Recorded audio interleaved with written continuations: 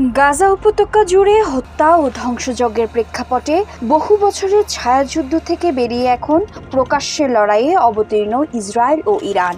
সিরিয়ার রাজধানী দামেস্কে ইরানি কনসুলেটে হামলার পর এই দুই চিরশত্রুর মধ্যে প্রথমবারের মতো নাটকীয় আর অভাবনীয় টক্কর দেখছে গোটা বিশ্ব। এরপরেই নতুন করে আলোচনায় এসেছে ইরানের পরমাণু কর্মসূচি, যার কারণে ভয়ে সিঁধিয়ে থাকতে বাধ্য হয় ইসরায়েল ও আমেরিকা সহ পশ্চিমারা। বিশেষ করে তেল আবিবের কাছে সবচেয়ে বড় হুমকি তেহরানের পরমাণু কর্মসূচি, কারণ মাঠের খবর পরমাণু বোমা তৈরির কাছাকাছি চলে গেছে ইরান।